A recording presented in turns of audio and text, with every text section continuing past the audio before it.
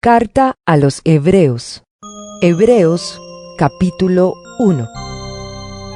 Dios, que muchas veces y de varias maneras habló a nuestros antepasados en otras épocas por medio de los profetas, en estos días finales nos ha hablado por medio de su Hijo.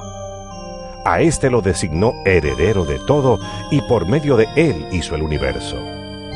El Hijo es el resplandor de la gloria de Dios, la fiel imagen de lo que Él es, y el que sostiene todas las cosas con su palabra poderosa.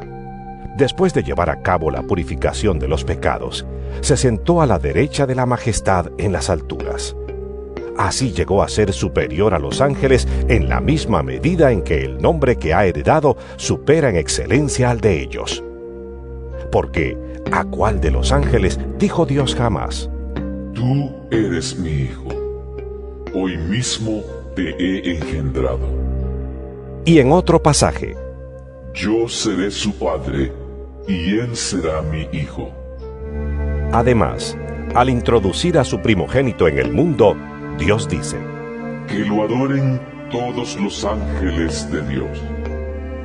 En cuanto a los ángeles, dice: Él hace de los vientos sus ángeles, y de las llamas de fuego sus servidores.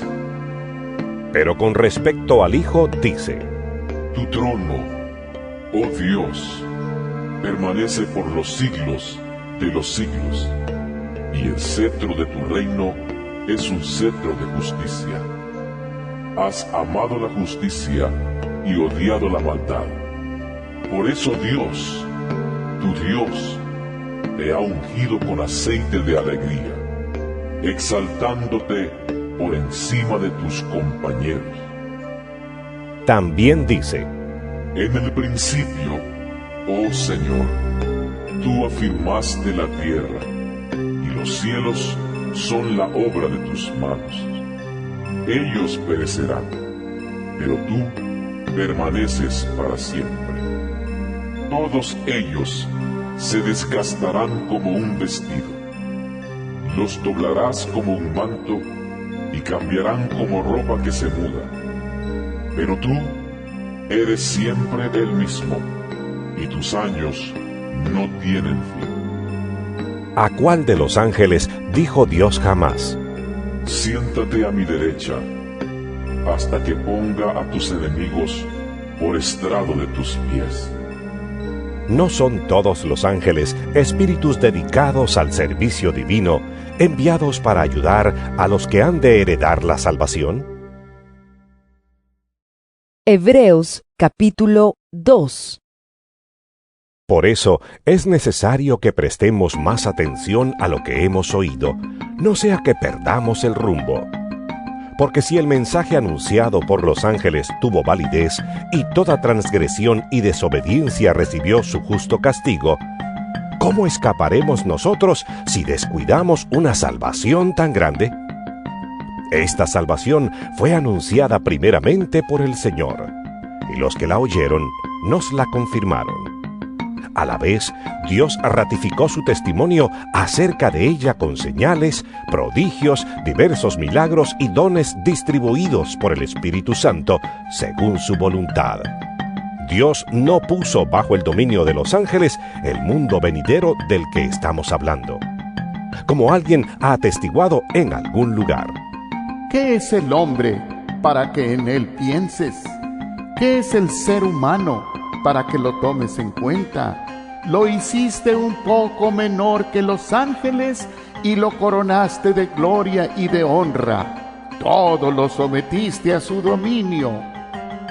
Si Dios puso bajo él todas las cosas, entonces no hay nada que no le esté sujeto. Ahora bien, es cierto que todavía no vemos que todo le esté sujeto. Sin embargo, vemos a Jesús, que fue hecho un poco inferior a los ángeles, coronado de gloria y honra por haber padecido la muerte. Así, por la gracia de Dios, la muerte que él sufrió resulta en beneficio de todos. En efecto, a fin de llevar a muchos hijos a la gloria, convenía que Dios, para quien y por medio de quien todo existe, perfeccionara mediante el sufrimiento al autor de la salvación de ellos. tanto el que santifica como los que son santificados tienen un mismo origen, por lo cual Jesús no se avergüenza de llamarlos hermanos cuando dice: Proclamaré tu nombre a mis hermanos, en medio de la congregación te alabaré. En otra parte dice: Yo confiaré en él. Y añade: Aquí me tienen, con los hijos que Dios me ha dado. Por tanto, ya que ellos son de carne y hueso, Él también compartió esa naturaleza humana para anular mediante la muerte al que tiene el dominio de la muerte, es decir, al diablo, y librar a todos los que por temor a la muerte estaban sometidos a esclavitud durante toda la vida. Pues ciertamente no vino en auxilio de los ángeles, sino de los descendientes de Abraham. Por eso era preciso que en todo se asemejara a sus hermanos para ser un sumo sacerdote fiel y misericordioso al servicio de Dios, a fin de expiar los pecados del pueblo. Por haber sufrido él mismo la tentación, puede socorrer a los que son tentados. Hebreos capítulo 3. Por lo tanto, hermanos, ustedes que han sido santificados y que tienen parte en el mismo llamamiento celestial, consideren a Jesús, apóstol y sumo sacerdote de la fe que profesamos. Él fue fiel al que lo nombró, como lo fue también Moisés en toda la casa de Dios. De hecho, Jesús ha sido estimado digno de mayor honor que Moisés, así como el constructor de una casa recibe mayor honor que la casa misma. Porque toda casa tiene su constructor, pero el constructor de todo es Dios. Moisés fue fiel como siervo en toda la casa de Dios para dar testimonio de lo que Dios diría en el futuro. Cristo, en cambio, es fiel como hijo al frente de la casa de Dios. Y esa casa somos nosotros, con tal que mantengamos nuestra confianza y la esperanza que nos enorgullece. Por eso, como dice el Espíritu Santo: Si ustedes oyen hoy su voz, no endurezcan el corazón como sucedió en la rebelión en aquel día de prueba en el desierto. Allí sus antepasados me tentaron y me pusieron a prueba, a pesar de haber visto mis obras 40 años. Por eso me enojé con aquella generación y dije: siempre se descarría su corazón y no han reconocido mis caminos. Así que, en mi enojo, hice este juramento: jamás entrarán en mi reposo. Cuídense, hermanos, de que ninguno de ustedes tenga un corazón pecaminoso e incrédulo que los haga apartarse del Dios vivo. Más bien, mientras dure ese hoy, anímense unos a otros cada día para que ninguno de ustedes se endurezca por el engaño del pecado. Hemos llegado a tener parte con Cristo con tal que retengamos firme hasta el fin la confianza que tuvimos al principio. Como se acaba de decir: Si ustedes oyen hoy su voz, no endurezcan el corazón como sucedió en la rebelión. Ahora bien, ¿quiénes fueron los que oyeron y se rebelaron? ¿No fueron acaso todos los que salieron de Egipto guiados por Moisés? ¿Y con quiénes se enojó Dios durante 40 años? ¿No fue acaso con los que pecaron, los cuales cayeron muertos en el desierto? ¿Y a quiénes juró Dios que jamás entrarían en su reposo, sino a los que desobedecieron? Como podemos ver, no pudieron entrar por causa de su incredulidad. Hebreos capítulo 4. Cuidémonos, por tanto, no sea que, aunque la promesa de entrar en su reposo sigue vigente, alguno de ustedes parezca quedarse atrás.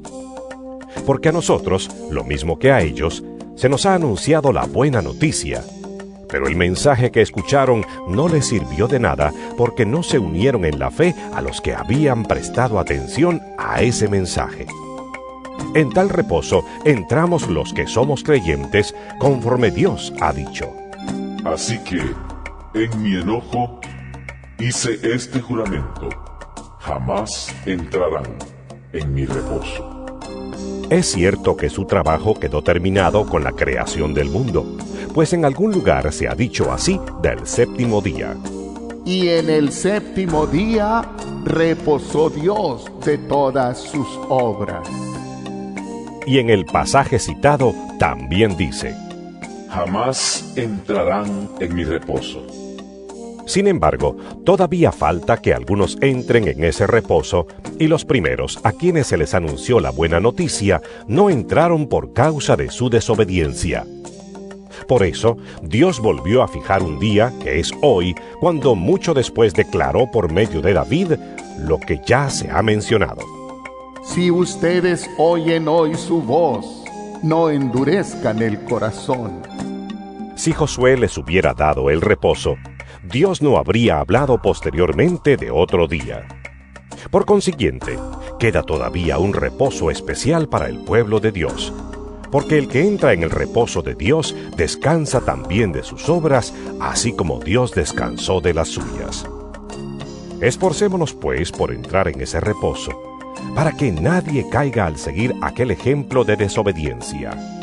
Ciertamente, la palabra de Dios es viva y poderosa, y más cortante que cualquier espada de dos filos. Penetra hasta lo más profundo del alma y del espíritu, hasta la médula de los huesos, y juzga los pensamientos y las intenciones del corazón. Ninguna cosa creada escapa a la vista de Dios. Todo está al descubierto, expuesto a los ojos de aquel a quien hemos de rendir cuentas. Por lo tanto, ya que en Jesús, el Hijo de Dios, tenemos un gran sumo sacerdote que ha atravesado los cielos, aferrémonos a la fe que profesamos. Porque no tenemos un sumo sacerdote incapaz de compadecerse de nuestras debilidades, sino uno que ha sido tentado en todo de la misma manera que nosotros, aunque sin pecado. Así que acerquémonos confiadamente al trono de la gracia para recibir misericordia y hallar la gracia que nos ayude en el momento que más la necesitemos. Hebreos capítulo 5. Todo sumo sacerdote es escogido de entre los hombres. Él mismo es nombrado para representar a su pueblo ante Dios y ofrecer dones y sacrificios por los pecados. Puede tratar con paciencia a los ignorantes y extraviados, ya que él mismo está sujeto a las debilidades humanas. Por tal razón, se ve obligado a ofrecer sacrificios por sus propios pecados, como también por los del pueblo. Nadie ocupa ese cargo por iniciativa propia. Más bien, lo ocupa el que es llamado por Dios, como sucedió con Aarón. Tampoco Cristo se glorificó a sí mismo haciéndose sumo sacerdote, sino que Dios le dijo: Tú eres mi hijo, hoy mismo te he engendrado. Y en otro pasaje dice: Tú eres sacerdote para siempre, según el orden de Melquisedec. En los días de su vida mortal, Jesús ofreció oraciones y súplicas con fuerte clamor y lágrimas al que podía salvarlo de la muerte, y fue escuchado por su reverente sumisión. Aunque era hijo, mediante el sufrimiento, aprendió a obedecer y, consumada su perfección, llegó a ser autor de salvación eterna para todos los que le obedecen. Y Dios lo nombró sumo sacerdote según el orden de Melquisedec. Sobre este tema tenemos mucho que decir, aunque es difícil explicarlo, porque a ustedes lo que les entra por un oído les sale por el otro. En realidad, a estas alturas ya deberían ser maestros, y sin embargo necesitan que alguien vuelva a enseñarles las verdades más elementales de la palabra de Dios. Dicho de otro modo, necesitan leche en vez de alimento sólido. El que solo se alimenta de leche es inexperto en el mensaje de justicia, es como un niño de pecho. En cambio, el alimento sólido es para los adultos, para los que tienen la capacidad de distinguir entre lo bueno y lo malo, pues han ejercitado su facultad de percepción espiritual. Hebreos capítulo 6. Por eso, dejando a un lado las enseñanzas elementales acerca de Cristo, avancemos hacia la madurez. no volvamos a poner los fundamentos, tales como el arrepentimiento de las obras que conducen a la muerte, la fe en Dios, la instrucción sobre bautismos, la imposición de manos, la resurrección de los muertos y el juicio eterno. Así procederemos si Dios lo permite. Es imposible que renueven su arrepentimiento aquellos que han sido una vez iluminados, que han saboreado el don celestial, que han tenido parte en el Espíritu Santo y que han experimentado la buena palabra de Dios y los poderes del mundo venidero, y después de todo esto se han apartado. Es imposible porque así vuelven a crucificar para su propio mal al Hijo de Dios y lo exponen a la vergüenza pública. Cuando la tierra bebe la lluvia que con frecuencia cae sobre ella y produce una buena cosecha para los que la cultivan, recibe bendición de Dios. En cambio, cuando produce espinos y cardos, no vale nada. Está a punto de ser maldecida y acabará por ser quemada. En cuanto a ustedes, queridos hermanos, aunque nos expresamos así, estamos seguros de que les espera lo mejor, es decir, lo que atañe a la salvación. Porque Dios no es injusto como para olvidarse de las obras y del amor que, para su gloria, ustedes han mostrado sirviendo a los santos, como lo siguen haciendo. Deseamos, sin embargo, que cada uno de ustedes siga mostrando ese mismo empeño hasta la realización final y completa de su esperanza. No sean perezosos, más bien imiten a quienes por su fe y paciencia heredan las promesas. Cuando Dios hizo su promesa a Abraham, como no tenía a nadie superior por quien jurar, juró por sí mismo y dijo: Te bendeciré en gran manera y multiplicaré tu descendencia. Y así, después de esperar con paciencia, Abraham recibió lo que se le había prometido. Los seres humanos juran por alguien superior a ellos mismos, y el juramento, al confirmar lo que se ha dicho, pone punto final a toda discusión. Por eso Dios, queriendo demostrar claramente a los herederos de la promesa que su propósito es inmutable, la confirmó con un juramento. Lo hizo así para que, mediante la promesa y el juramento, que son dos realidades inmutables en las cuales es imposible que Dios mienta, tengamos un estímulo poderoso los que, buscando refugio, nos aferramos a la esperanza que está delante de nosotros. Tenemos como firme y segura ancla del alma una esperanza que penetra hasta detrás de la cortina del santuario, hasta donde Jesús, el precursor, entró por nosotros, llegando a ser sumo sacerdote para siempre, según el orden de Melquisedec. Hebreos capítulo 7. Este Melquisedec, rey de Salem y sacerdote del Dios Altísimo, salió al encuentro de Abraham, que regresaba de derrotar a los reyes, y lo bendijo. Abraham a su vez le dio la 10ª parte de todo. El nombre Melquisedec significa, en primer lugar, rey de justicia, y además, rey de Salem, esto es, rey de paz. No tiene padre, ni madre, ni genealogía. No tiene comienzo ni fin. Pero a semejanza del Hijo de Dios, permanece como sacerdote para siempre. Consideren la grandeza de ese hombre, a quien nada menos que el patriarca Abraham dio la 10ª parte del botín. Ahora bien, los descendientes de Leví que reciben el sacerdocio tienen, por ley, el mandato de cobrar los diezmos del pueblo, es decir, de sus hermanos, aunque estos también son descendientes de Abraham. En cambio, Melquisedec, que no era descendiente de Leví, recibió los diezmos de Abraham y bendijo al que tenía las promesas. Es indiscutible que la persona que bendice es superior a la que recibe la bendición. En el caso de los levitas, los diezmos los reciben hombres mortales. En el otro caso, los recibe Melquisedec, de quien se da testimonio de que vive. Hasta podría decirse que Leví, quien ahora recibe los diezmos, los pagó por medio de Abraham, ya que Leví estaba presente en su antepasado Abraham cuando Melquisedec le salió al encuentro. Si hubiera sido posible alcanzar la perfección mediante el sacerdocio levítico, pues bajo este se le dio la ley al pueblo, ¿Qué necesidad había de que más adelante surgiera otro sacerdote según el orden de Melquisedec y no según el de Aarón?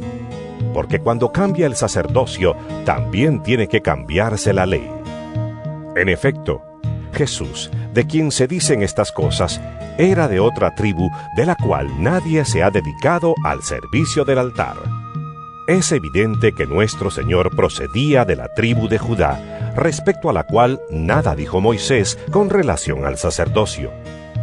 Y lo que hemos dicho resulta aún más evidente si, a semejanza de Melquisedec, surge otro sacerdote que ha llegado a serlo, no conforme a un requisito legal respecto al linaje humano, sino conforme al poder de una vida indestructible. Pues de él se da testimonio. Tú eres sacerdote para siempre, según el orden de Melquisedec. Por una parte, la ley anterior queda anulada por ser inútil e ineficaz, ya que no perfeccionó nada. Y por la otra, se introduce una esperanza mejor, mediante la cual nos acercamos a Dios. Y no fue sin juramento. Los otros sacerdotes llegaron a hacerlo sin juramento, mientras que éste llegó a hacerlo con el juramento de aquel que le dijo: El Señor ha jurado, y no cambiará de parecer. Tú eres sacerdote para siempre. Por tanto, Jesús ha llegado a ser el que garantiza un pacto superior. Ahora bien, como a aquellos sacerdotes la muerte les impedía seguir ejerciendo sus funciones, ha habido muchos de ellos. Pero como Jesús permanece para siempre, su sacerdocio es imperecedero. Por eso también puede salvar por completo a los que por medio de él se acercan a Dios, ya que vive siempre para interceder por ellos. Nos convenía tener un sumo sacerdote así, santo, irreprochable, puro, apartado de los pecadores y exaltado sobre los cielos. A diferencia de los otros sumos sacerdotes, él no tiene que ofrecer sacrificios día tras día, primero por sus propios pecados y luego por los del pueblo. Porque él ofreció el sacrificio una sola vez y para siempre, cuando se ofreció a sí mismo. De hecho, la ley designa como sumos sacerdotes a hombres débiles. Pero el juramento, posterior a la ley, designa al Hijo, quien ha sido hecho perfecto para siempre. Hebreos capítulo 8. Ahora bien, el punto principal de lo que venimos diciendo es que tenemos tal sumo sacerdote, aquel que se sentó a la derecha del trono de la majestad en el cielo, el que sirve en el santuario, es decir, en el verdadero tabernáculo levantado por el Señor y no por ningún ser humano. A todo sumo sacerdote se le nombra para presentar ofrendas y sacrificios, por lo cual es necesario que también tenga algo que ofrecer. Si Jesús estuviera en la tierra, no sería sacerdote, pues aquí ya hay sacerdotes que presentan las ofrendas en conformidad con la ley. Estos sacerdotes sirven en un santuario que es copia y sombra del que está en el cielo, tal como se le advirtió a Moisés cuando estaba a punto de construir el tabernáculo. Asegúrate de hacerlo todo según el modelo que se te ha mostrado en la montaña.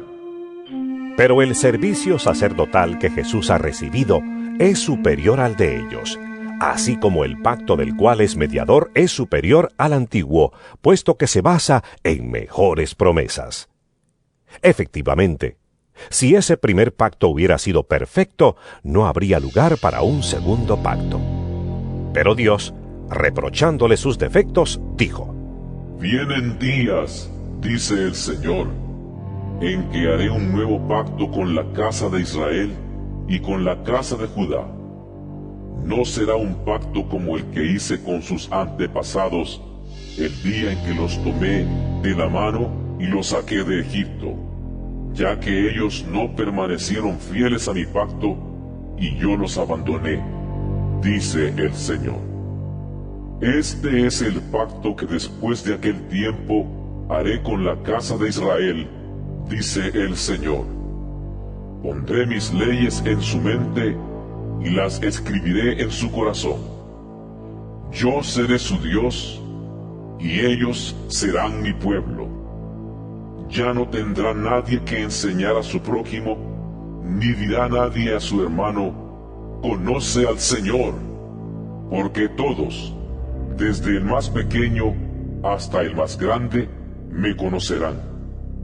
Yo les perdonaré sus iniquidades y nunca más me acordaré de sus pecados. Al llamar nuevo a ese pacto, ha declarado obsoleto al anterior. Y lo que se vuelve obsoleto y envejece, ya está por desaparecer. Hebreos capítulo 9. Ahora bien, el primer pacto tenía sus normas para el culto y un santuario terrenal. En efecto, se habilitó un tabernáculo de tal modo que en su primera parte, llamada el lugar santo, estaban el candelabro, la mesa y los panes consagrados. Tras la segunda cortina estaba la parte llamada el lugar santísimo, el cual tenía el altar de oro para el incienso y el arca del pacto, toda recubierta de oro. Dentro del arca había una urna de oro que contenía el maná, la vara de Aarón que había retoñado y las tablas del pacto. Encima del arca estaban los querubines de la gloria que cubrían con su sombra el lugar de la expiación. Pero ahora no se puede hablar de eso en detalle. Así dispuestas todas estas cosas, los sacerdotes entran continuamente en la primera parte del tabernáculo para celebrar el culto. Pero en la segunda parte entra únicamente el sumo sacerdote y solo una vez al año, provisto siempre de sangre que ofrece por sí mismo y por los pecados de ignorancia cometidos por el pueblo. Con esto el Espíritu Santo da a entender que, mientras siga en pie el primer tabernáculo, aún no se habrá revelado el camino que conduce al lugar santísimo.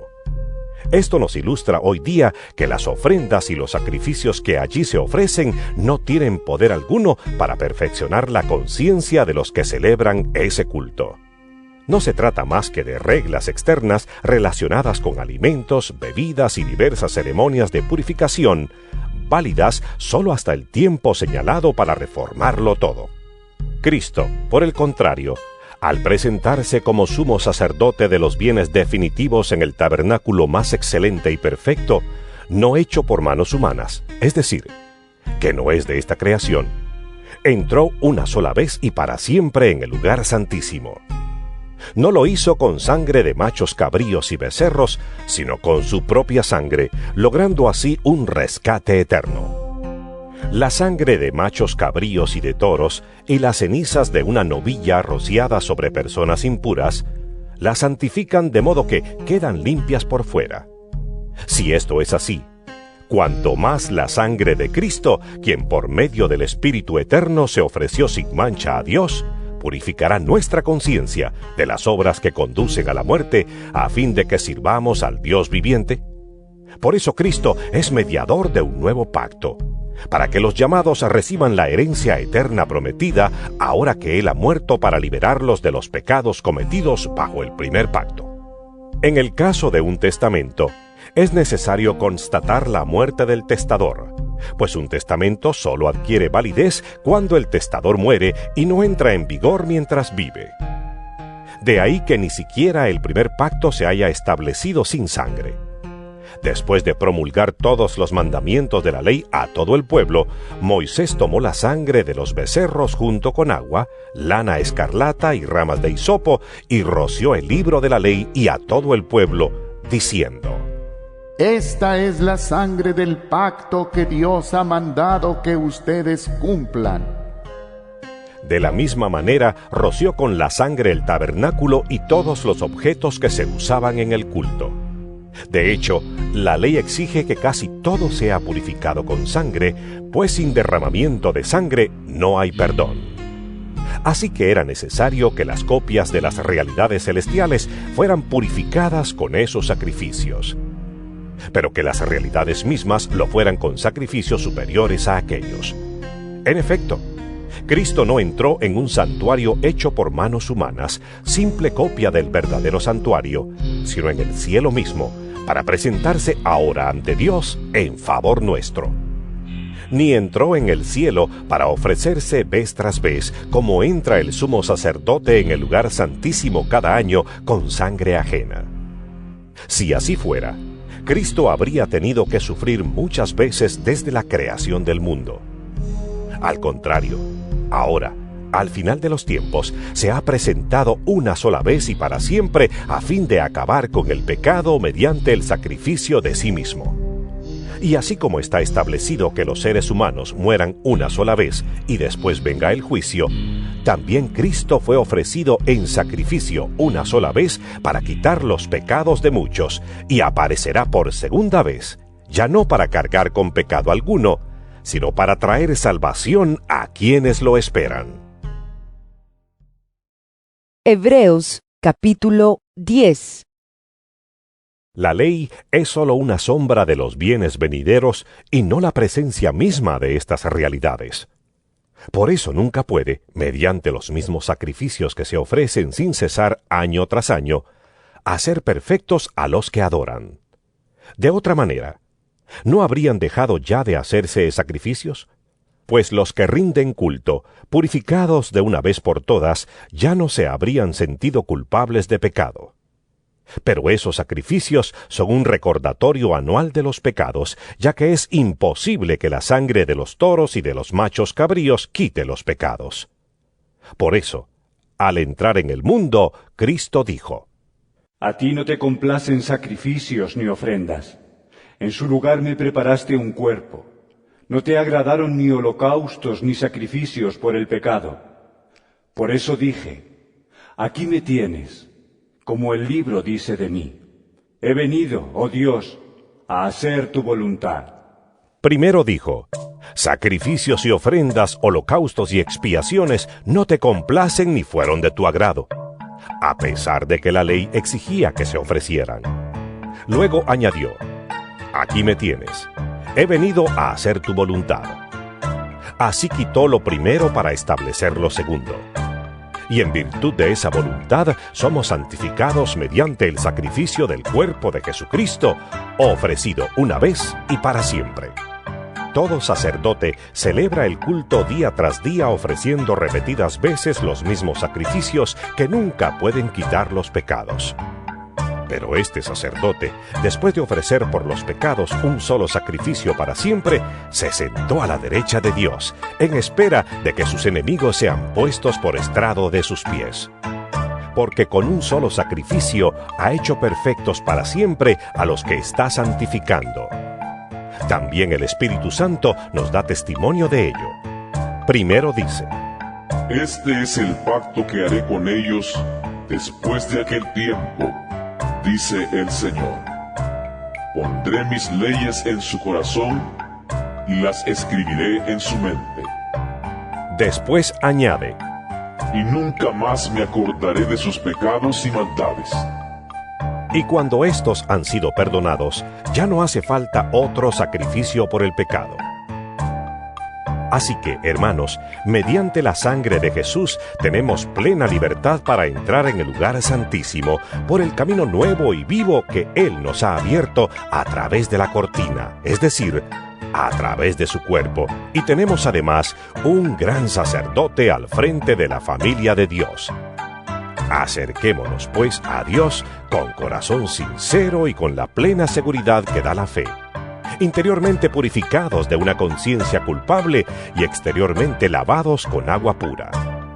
Mantengamos firme la esperanza que profesamos, porque fiel es el que hizo la promesa.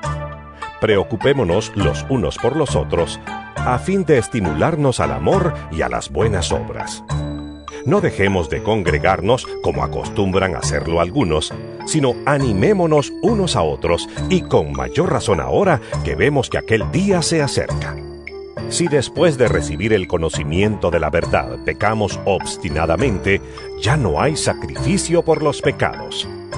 Solo queda una terrible expectativa de juicio, el fuego ardiente que ha de devorar a los enemigos de Dios. Cualquiera que rechazaba la ley de Moisés moría irremediablemente por el testimonio de 2 o 3 testigos. ¿Cuánto mayor castigo piensan ustedes que merece el que ha pisoteado al Hijo de Dios, que ha profanado la sangre del pacto por la cual había sido santificado y que ha insultado al Espíritu de la gracia? Pues conocemos al que dijo: Mía es la venganza, yo pagaré. Y también, El Señor juzgará a su pueblo. terrible cosa es caer en las manos del Dios vivo. Recuerden aquellos días pasados cuando ustedes, después de haber sido iluminados, sostuvieron una dura lucha y soportaron mucho sufrimiento. Unas veces se vieron expuestos públicamente al insulto y a la persecución. Otras veces se solidarizaron con los que eran tratados de igual manera. También se compadecieron de los encarcelados y cuando a ustedes les confiscaron sus bienes, lo aceptaron con alegría, conscientes de que tenían un patrimonio mejor y más permanente. Así que no pierdan la confianza porque ésta será grandemente recompensada. Ustedes necesitan perseverar para que, después de haber cumplido la voluntad de Dios, reciban lo que Él ha prometido.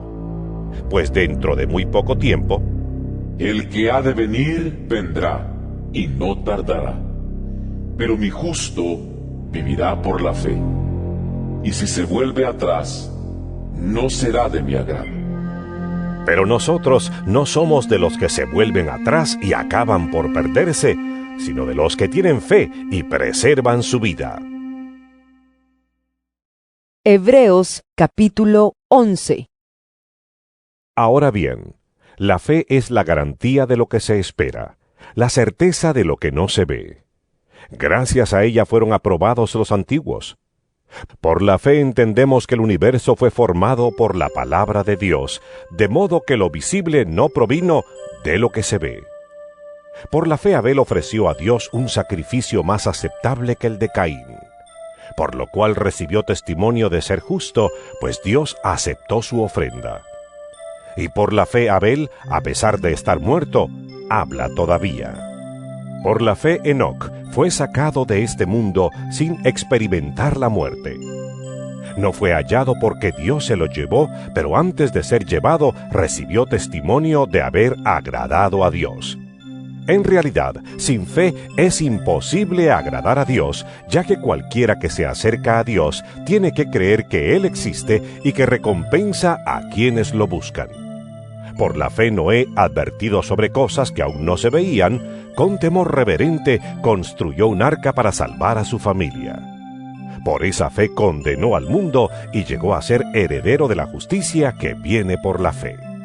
Por la fe, Abraham, cuando fue llamado para ir a un lugar que más tarde recibiría como herencia, obedeció y salió sin saber a dónde iba. Por la fe se radicó como extranjero en la tierra prometida y habitó en tiendas de campaña con Isaac y Jacob, herederos también de la misma promesa, porque esperaba la ciudad de cimientos sólidos, de la cual Dios es arquitecto y constructor. Por la fe, Abraham, a pesar de su avanzada edad y de que Sara misma era recibió fuerza para tener hijos porque consideró fiel al que le había hecho la promesa. Así que de este solo hombre, ya en decadencia, nacieron dientes numerosos como las estrellas del cielo e incontables como la arena a la orilla del mar. Todos ellos vivieron por la fe y murieron sin haber recibido las cosas prometidas. Más bien, las reconocieron a lo lejos y confesaron que eran extranjeros y peregrinos en la tierra. Al expresarse así, claramente dieron a entender que andaban en busca de una patria. Si hubieran estado pensando en aquella patria de donde habían emigrado, habrían tenido oportunidad de regresar a ella. Antes bien, anhelaban una patria mejor, es decir, la celestial. Por lo tanto, Dios no se avergonzó de ser llamado su Dios y les preparó una ciudad.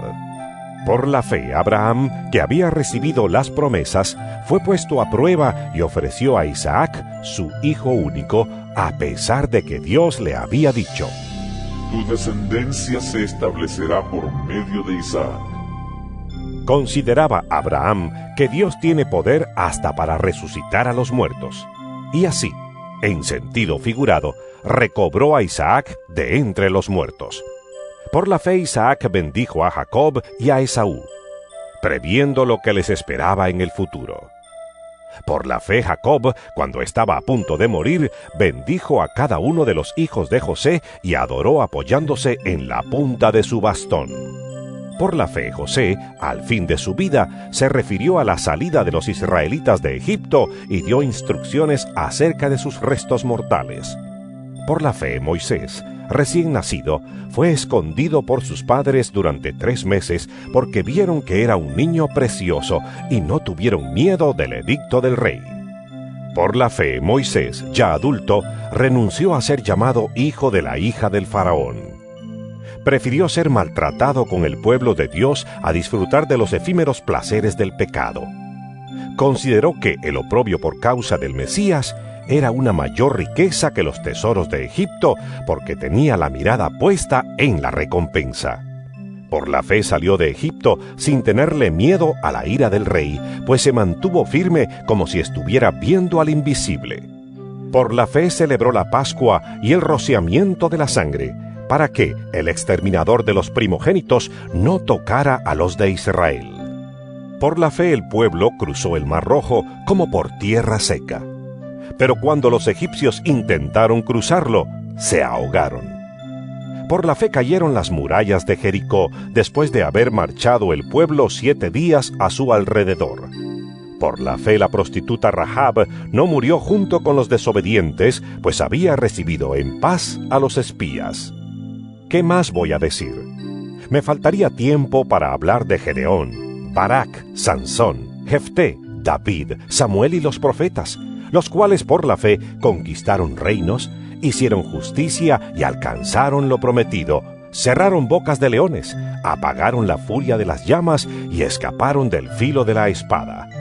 Sacaron fuerzas de flaqueza, se mostraron valientes en la guerra y pusieron en fuga a ejércitos extranjeros. Hubo mujeres que por la resurrección recobraron a sus muertos. Otros, en cambio, fueron muertos a golpes, pues para alcanzar una mejor resurrección no aceptaron que los pusieran en libertad. Otros sufrieron la prueba de burlas y azotes, e incluso de cadenas y cárceles. Fueron apedreados, aserrados por la mitad, asesinados a filo de espada. Anduvieron fugitivos de aquí para allá, cubiertos de pieles de oveja y de cabra, pasando necesidades, afligidos y maltratados. El mundo no merecía gente así.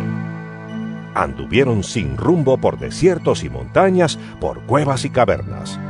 Aunque todos obtuvieron un testimonio favorable mediante la fe, ninguno de ellos vio el cumplimiento de la promesa. Esto sucedió para que ellos no llegaran a la meta sin nosotros, pues Dios nos había preparado algo mejor. Hebreos capítulo 12. Por tanto, también nosotros, que estamos rodeados de una multitud tan grande de testigos, despojémonos del lastre que nos estorba, en especial del pecado que nos asedia, y corramos con perseverancia la carrera que tenemos por delante. Fijemos la mirada en Jesús, el iniciador y perfeccionador de nuestra fe, quien por el gozo que le esperaba, soportó la cruz, menospreciando la vergüenza que ella significaba, y ahora está sentado a la derecha del trono de Dios. Así pues, consideren a aquel que perseveró frente a tanta oposición por parte de los pecadores, para que no se cansen ni pierdan el ánimo. En la lucha que ustedes libran contra el pecado, todavía no han tenido que resistir hasta derramar su sangre. Y ya han olvidado por completo las palabras de aliento que como a hijos se les dirige.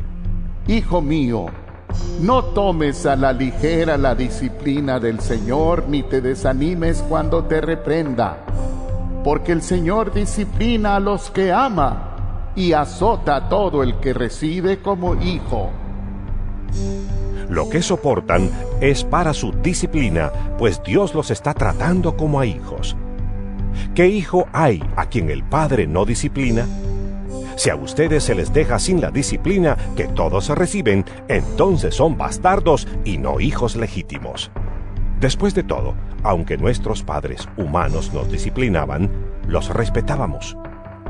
¿No hemos de someternos con mayor razón al Padre de los Espíritus para que vivamos?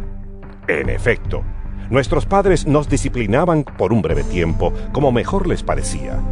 Pero Dios lo hace para nuestro bien, a fin de que participemos de su santidad. Ciertamente, ninguna disciplina, en el momento de recibirla, parece agradable, sino más bien penosa. Sin embargo, después produce una cosecha de justicia y paz para quienes han sido entrenados por ella. Por tanto, renueven las fuerzas de sus manos cansadas y de sus rodillas debilitadas.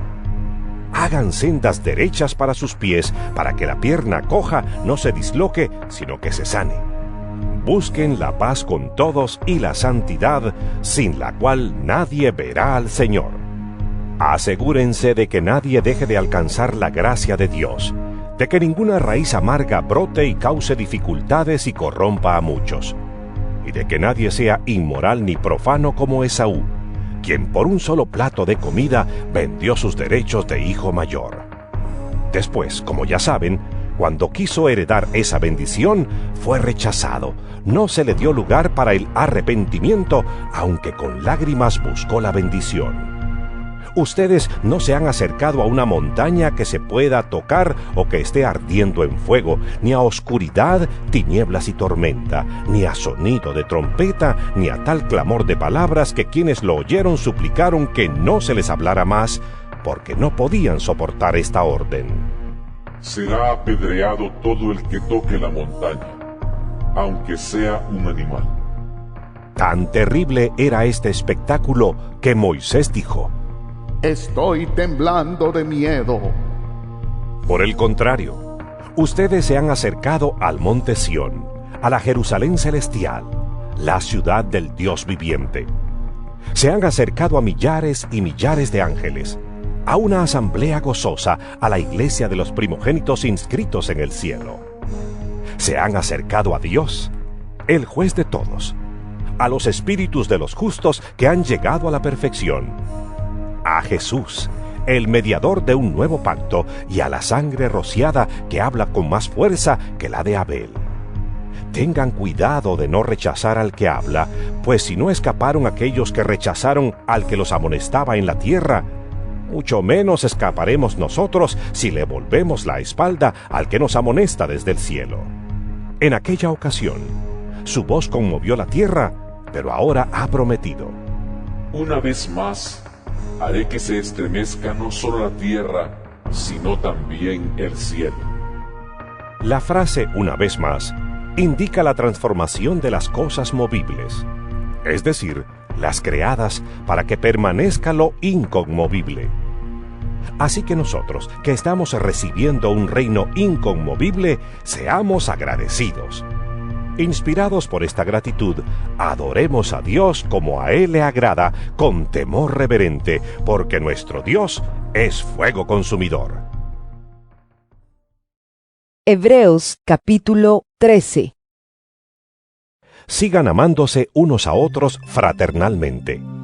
No se olviden de practicar la hospitalidad, pues gracias a ella algunos, sin saberlo, hospedaron ángeles. Acuérdense de los presos, como si ustedes fueran sus compañeros de cárcel, y también de los que son maltratados, como si fueran ustedes mismos los que sufren. Tengan todos en alta estima el matrimonio y la fidelidad conyugal, porque Dios juzgará a los adúlteros y a todos los que cometen inmoralidades sexuales. Manténganse libres del amor al dinero y conténtense con lo que tienen, porque Dios ha dicho: Nunca te dejaré, jamás te abandonaré. Así que podemos decir con toda confianza: el Señor es quien me ayuda, no temeré. ¿Qué me puede hacer un simple mortal? Acuérdense de sus dirigentes que les comunicaron la palabra de Dios. Consideren cuál fue el resultado de su estilo de vida e imiten su fe. Jesucristo es el mismo ayer y hoy y por los siglos. No se dejen llevar por ninguna clase de enseñanzas extrañas. Conviene que el corazón sea fortalecido por la gracia y no por alimentos rituales que de nada aprovechan a quienes los comen. Nosotros tenemos un altar del cual no tienen derecho a comer los que ofician en el tabernáculo. Porque el sumo sacerdote introduce la sangre de los animales en el lugar santísimo como sacrificio por el pecado, pero los cuerpos de esos animales se queman fuera del campamento. Por eso también Jesús, para santificar al pueblo mediante su propia sangre, sufrió fuera de la puerta de la ciudad. Por lo tanto, salgamos a su encuentro fuera del campamento, llevando la deshonra que él llevó, pues aquí no tenemos una ciudad permanente, sino que buscamos la ciudad venidera. Así que ofrezcamos continuamente a Dios, por medio de Jesucristo, un sacrificio de alabanza, es decir, el fruto de los labios que confiesan su nombre. No se olviden de hacer el bien y de compartir con otros lo que tienen, porque esos son los sacrificios que agradan a Dios. Obedezcan a sus dirigentes y sométanse a ellos, pues cuidan de ustedes como quienes tienen que rendir cuentas. Obedézcanlos a fin de que ellos cumplan su tarea con alegría y sin quejarse, pues el quejarse no les trae ningún provecho. Oren por nosotros, porque estamos seguros de tener la conciencia tranquila y queremos portarnos honradamente en todo. Les ruego encarecidamente que oren para que cuanto antes se me permita estar de nuevo con ustedes. El Dios que da la paz levantó de entre los muertos al gran pastor de las ovejas, a nuestro Señor Jesús, por la sangre del pacto eterno. Que Él los capacite en todo lo bueno para hacer su voluntad. Y que, por medio de Jesucristo, Dios cumpla en nosotros lo que le agrada. A Él sea la gloria por los siglos de los siglos. Amén. Hermanos, les ruego que reciban bien estas palabras de exhortación, ya que les he escrito brevemente. Quiero que sepan que nuestro hermano Timoteo ha sido puesto en libertad.